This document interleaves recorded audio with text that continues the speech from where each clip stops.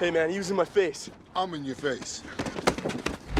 What's up, guys? Back with another video today, and we are looking at the article from comicbook.com. This one is talking about Spider-Man Noir with Nicolas Cage to take the helm. I thought it was a movie, but it's actually a TV series coming out.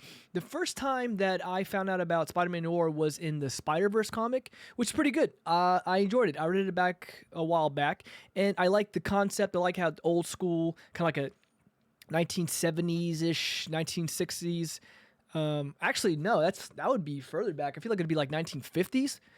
And it was more like, it had that feel of, like Sin City, the comic Sin City in the movies. So I'm interested in seeing how this would come out. And I hope it's kind of like the way Sin City was, you know, just that feel of like noir, old school, you know, kind of like crime ridden and just, you know, not say scary, but like, I don't know what I'm trying to say, like grimy, like just, you know, I don't know. What am I trying to say? Anyway, let's get into the article and see what they have to say.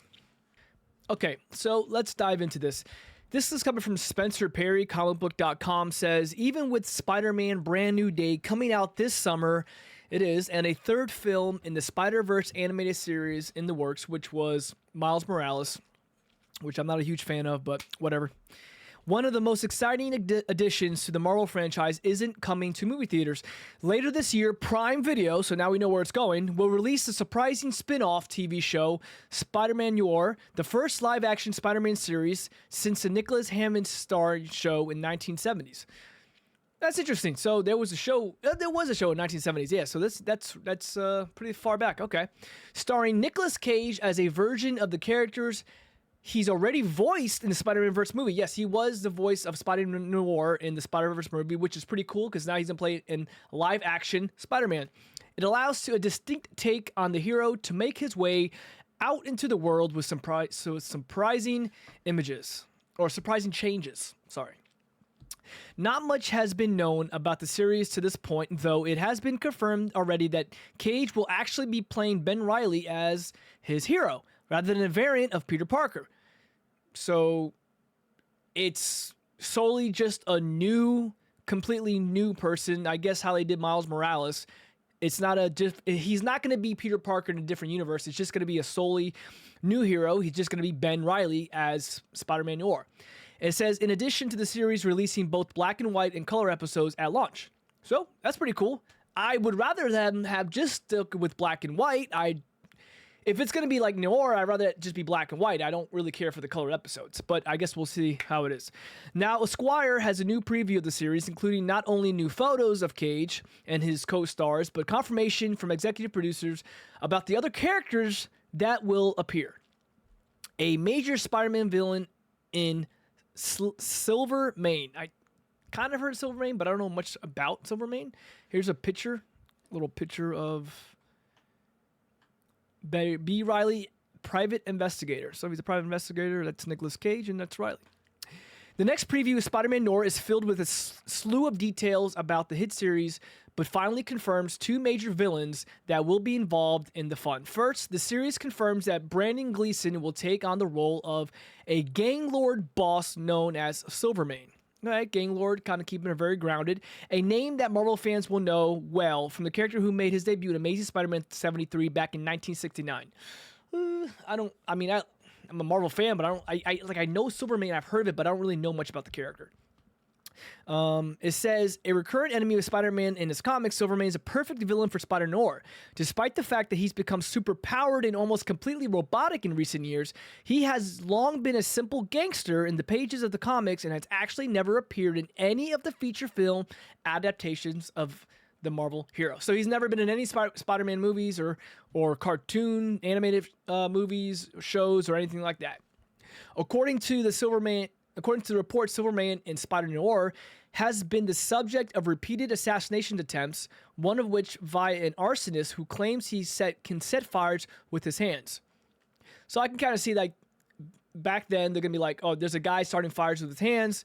People are not going to believe him, but he's actually like a superhuman or mutant of some sort.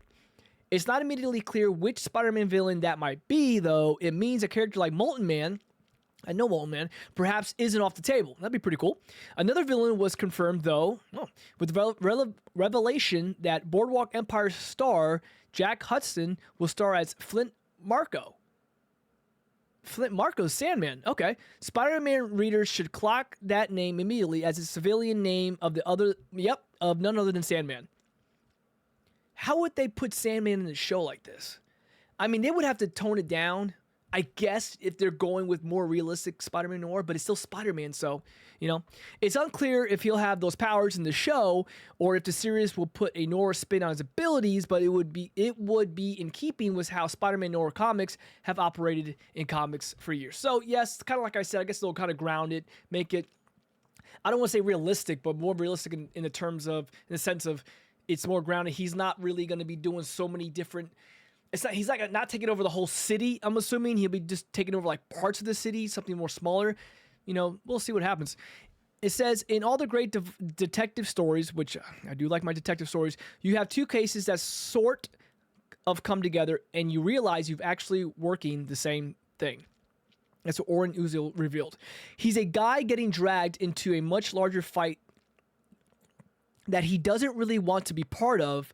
Silvermane is the big bad, but what's happening to Silvermane connects back to Ben's past and gets him spiraling deeper and deeper into his own origins. Okay, so that's cool. I guess Silvermane's the big bad, and then I guess something's going to happen that, things get intertwined, and I'm assuming you're going to have your villain that we're all going to feel bad for, I guess, or, we don't understand him, he's misunderstood, those villains annoy me a little bit.